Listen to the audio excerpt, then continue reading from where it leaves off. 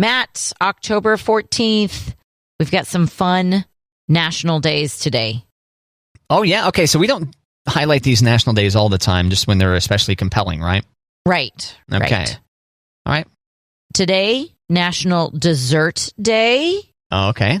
It's got to be a fan favorite, yeah. Yeah. National Chocolate Covered Insect Day. Right there with Dessert Day. I should have just lumped them together, yeah. Right. And Be Bald and Be Free Day. Be Bald and Be Free Day. Be Bald and Be Free Day. Who knew we needed a day for that? I think people who are bald should be bald and free all the time. Well, what's the description for this one? Do you have a description in front of you? Yes, I do. Be Bald and Be Free Day celebrates the naked crown. Bared noggins take the spotlight during this holiday. It recognizes the beauty of a naked scalp. Baldness comes in several forms too, partial or total. Sometimes a chrome dome is by choice. Others come by it naturally. So how to observe it? The day offers an opportunity to support those going through treatment as well. And definitely be sure to use Be Bald and Be Free Day as a hashtag to your post on social media accounts. Share your bald selfies with the hashtag Be Bald and Be Free. Okay. And whether using the day to tease or support a friend, be sure everyone enjoys the day. Okay, I thought maybe this would be hey, okay, you know what? It's time to be bald and be free. So stop trying to comb over. Okay. Lose the toupee. I thought maybe it was going to go that way. No. But no, not so much. It's basically like, hey, whether you're bald or whether you're treating your baldness, I wonder if toupee counts as treating your baldness. I don't know. I'm just thinking it's perfect timing right before No Shave November. So you can shave it today and then really get some growth for No Shave November. Yeah, get a nice... Yeah. Okay. No Shave November for your bald head, for your male pattern baldness, yeah? Yeah. Thanks, Kate. Be bald, be free. Be bald, be free. I thought maybe that also could be the name of the next James Bond film. Yeah, good. 007, Be Bald and Be Free. Maybe not. I mean, they'll probably workshop it a little bit, but... Yeah, I mean, I just came up with it, so come on. Yeah. Kate, so apparently the state of Kansas is considering booze delivery, alcohol delivery. Oh. Now, this is already available in Missouri through like Drizzly, the website Drizzly. Okay. In Kansas, though, no, you gotta go. You gotta go get it done. Yeah, so Missouri, I know this really took off, got popular, as people were trying to avoid exposing themselves. It came out weird. To the old COVID-19. A lot of people turn into the beer delivery. Plus, if you're already lots of suds deep, you're like, oh man, I'm out of alcohol, but whoa, I'm way too, I can't be driving. Hit up the old Drizzly and have it delivered. And so Kansas may do this. I guess they've got to still consider it and debate it and everything. Fingers crossed. Kansas is weird because initially you could only buy 3 tube beer at the grocery store. Mm-hmm. And then within the last year or two, they allowed you to get full strength beer up to a certain percent level. So you can get 5% or 6% beer at Kansas grocery stores. Otherwise, you still got to go to the liquor stores. In the compromise, because the liquor stores can go hey, you're killing our business here. You're like, okay, we'll let you sell pop in there. We'll let you sell soda, and we'll let you sell limes, I guess, if you wanted to. The fixins, yeah. They used to not be able to sell the fixins, right? Right. And T-shirts even. I was in the liquor store. Yeah, Big Dave's in Kansas has T-shirts. And that's one of the things we can now sell.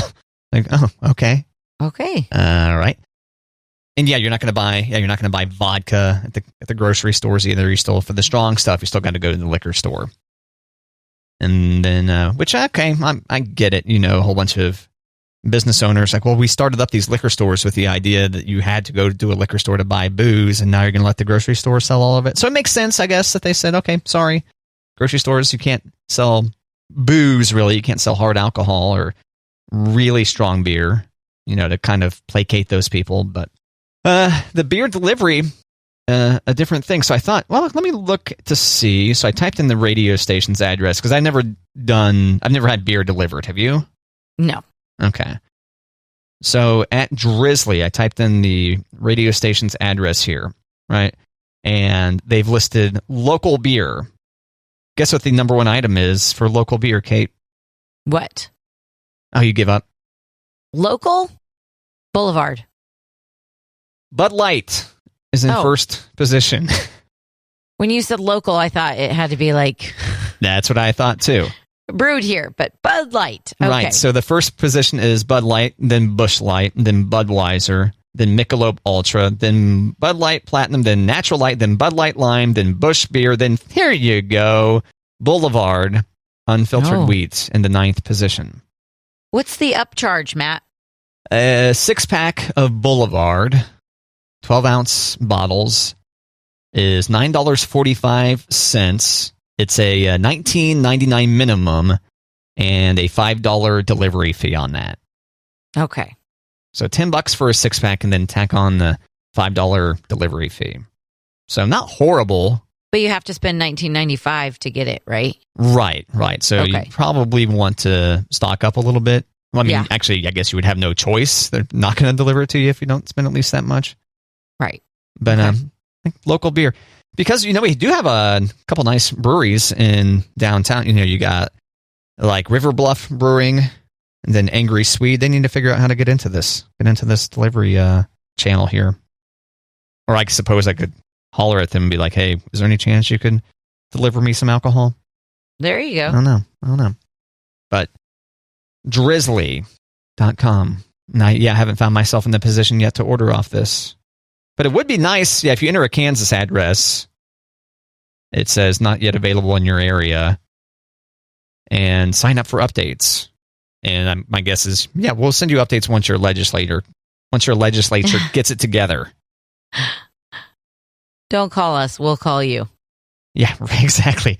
If you're one of our fine listeners on the Kansas side, hey, maybe it happens. Maybe beer delivery's incoming. Someday. Sometimes I'm plastered and I still want to get alcohol delivered. I mean, that's why they deliver pizza, right? That's a strong reason why. Yeah. Kate, have you caught Squid Game on Netflix? I've heard a little bit about it, but I have not watched it or watched the trailer. It's like, I think just within like the last couple of weeks, and it's fairly new anyway, right? Mm-hmm. It's like I'm hearing about this everywhere. It's inescapable. And Netflix says it's, quote, biggest ever series at launch. Really? Yeah, very surprising. Squid Game. You want to tell people what Squid Game is about?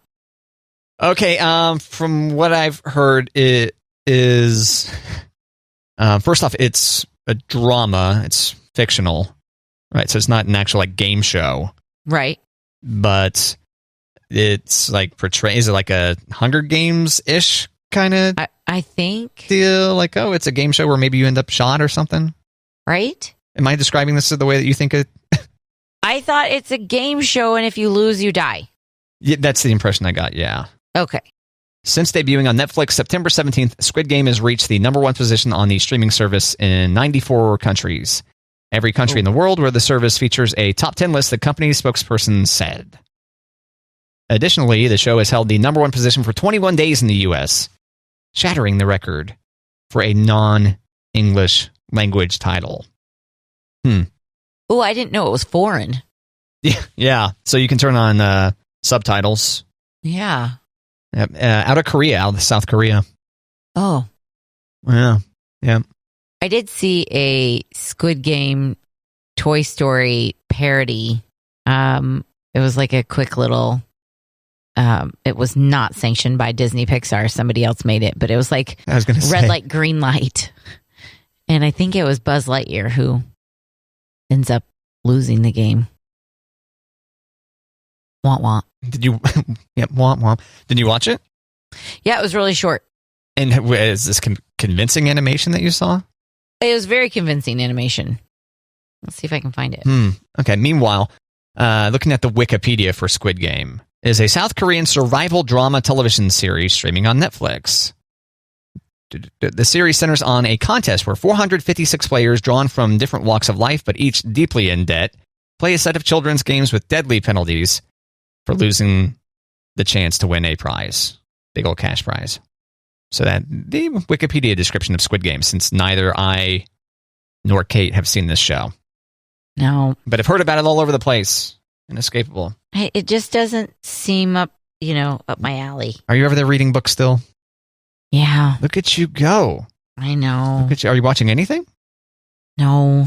Oh, okay. Well, that's good. Actually, it's fun to pretend that you're failing, but I know. I'm not keeping up on things at all. I feel like I'm keeping up on Dateline podcasts, and I found a new podcast about murder that I'm listening to. But when it comes to winding down at night, I've just been doing my book, and it's very smart.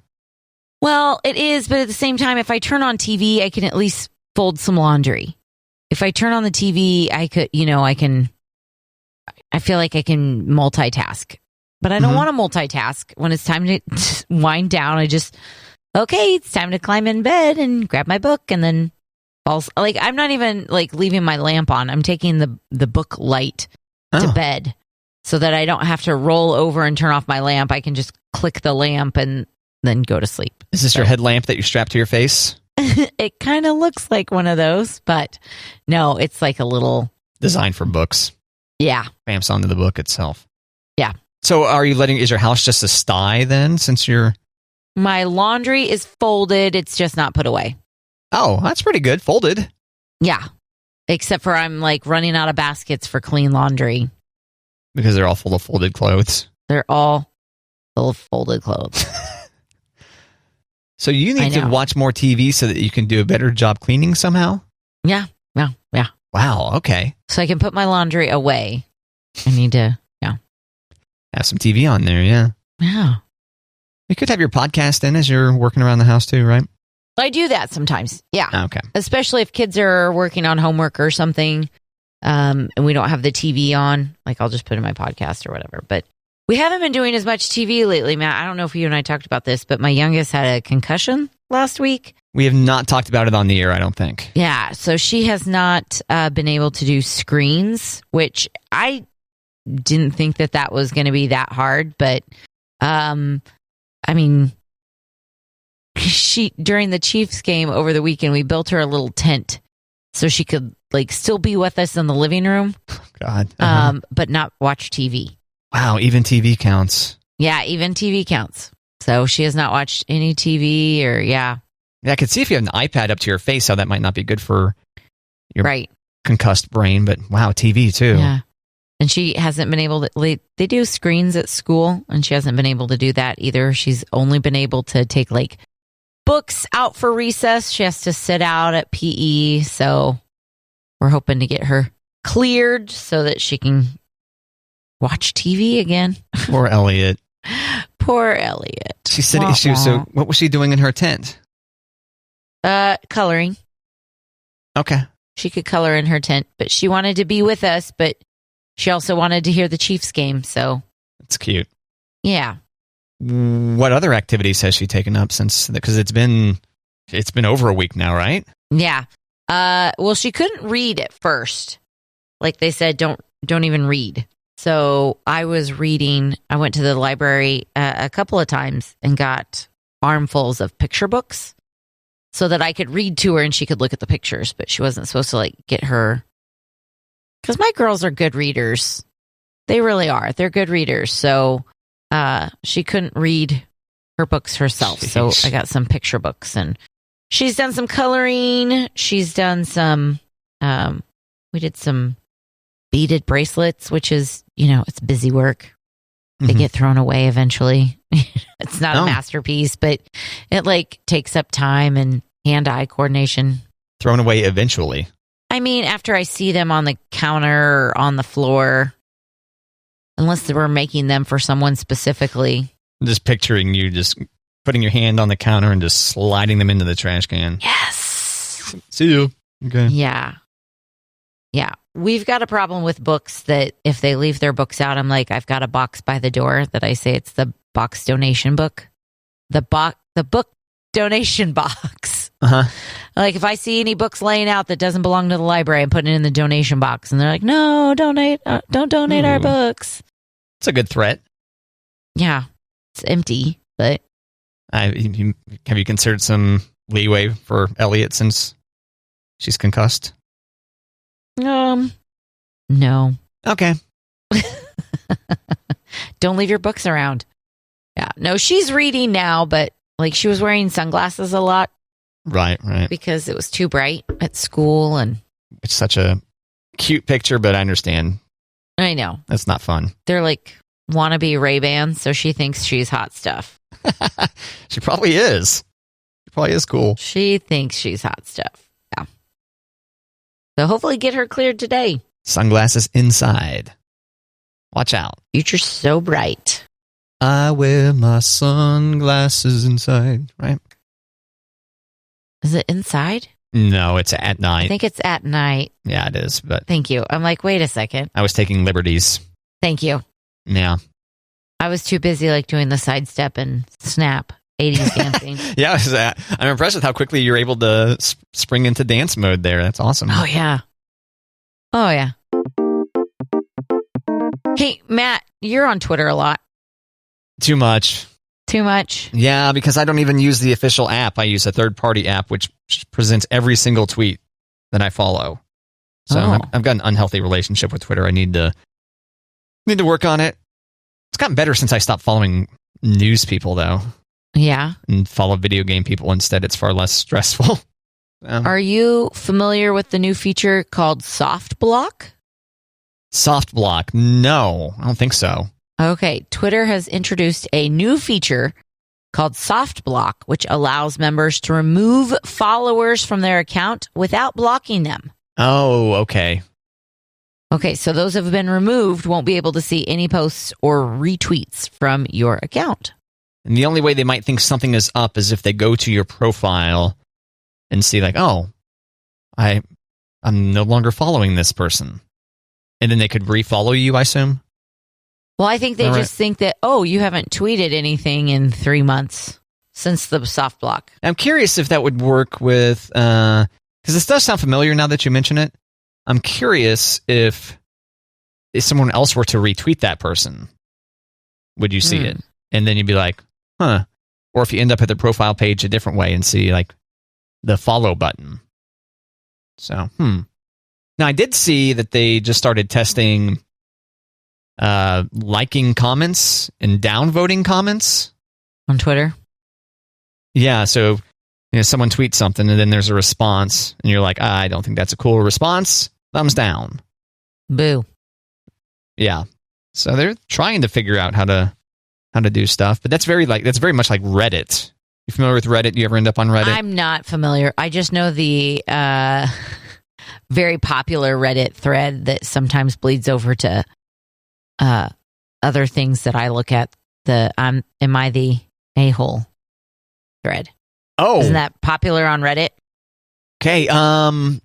It sounds familiar, but I'm not certain. People will say, am I the a-hole? And they will say like this whole story, like I asked my bridesmaids to lose weight or... Gotcha. It's it's like a category of submissions that's similar to like an Ask Me Anything or something, probably, right? Is that it? Okay. Yeah. Probably, yeah, just a different tag or something. That's the extent of my Reddit information is. Gotcha. Yeah, so Reddit presents on its front page things that have been upvoted a bunch. And there's also a downvote button, and you can do the same thing with comments.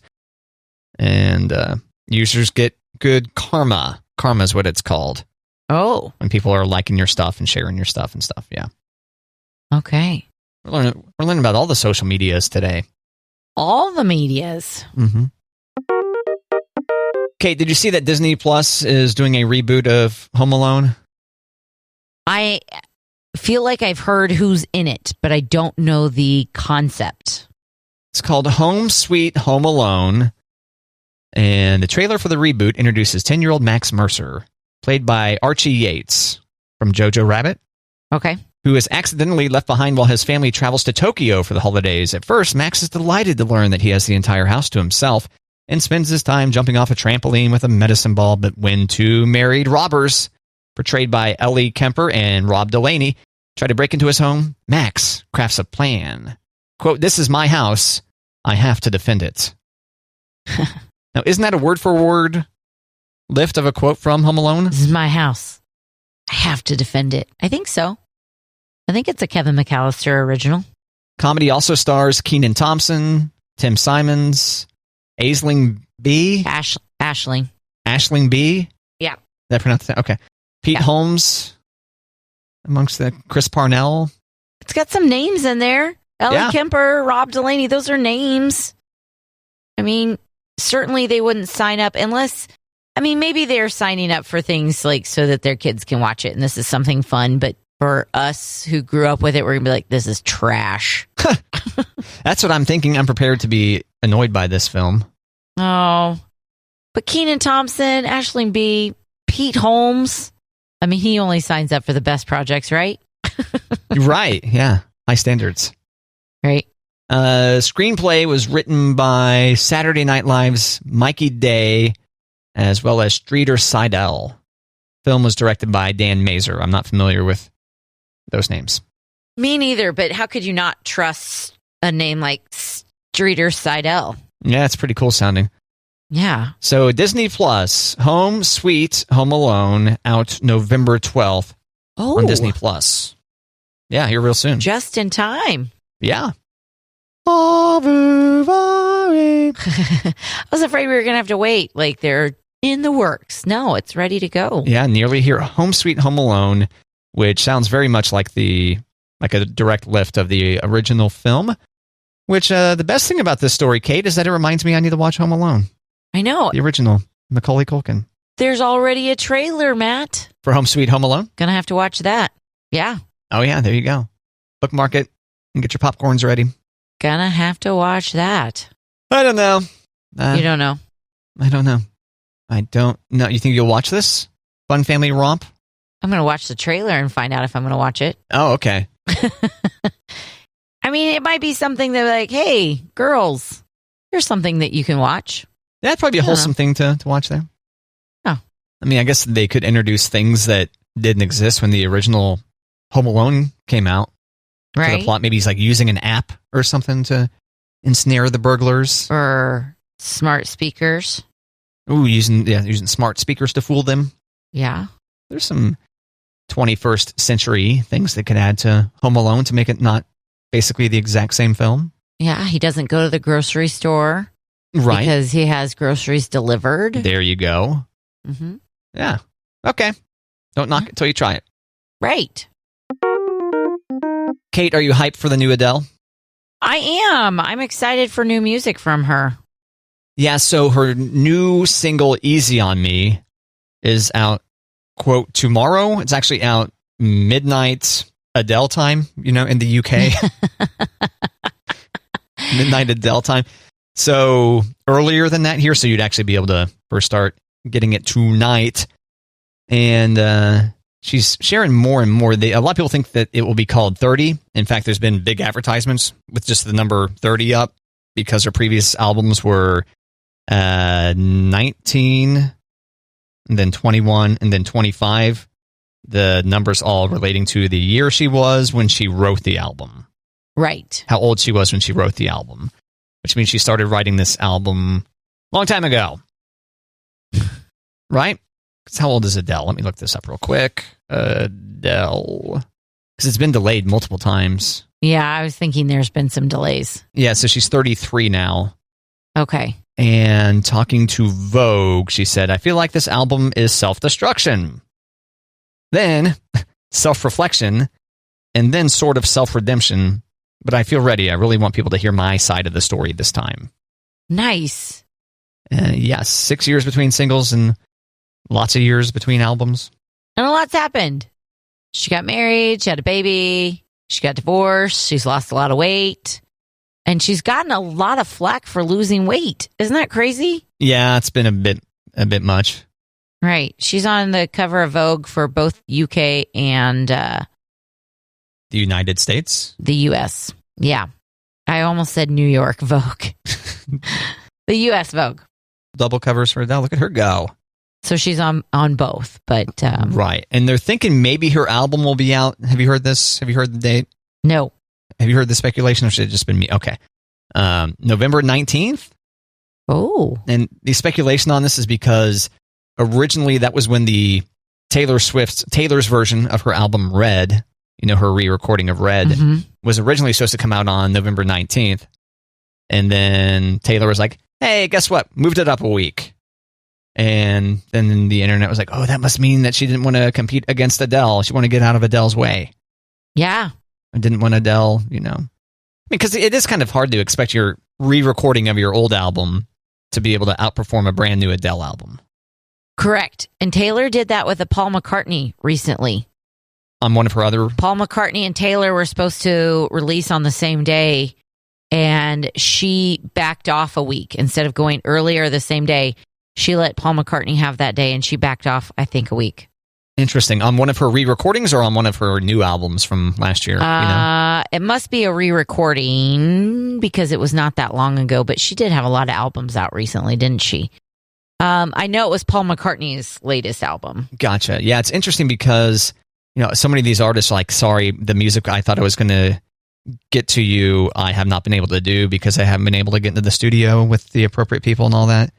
Right. In the meantime, Taylor Swift records 2 brand new albums and then re-records, 3 of her old ones? It's impressive. Yeah. She's been working. But she probably has a pretty fancy setup for her studio and her recording partners and all that to keep safe. I would think so. Yeah. Yeah. I would think so.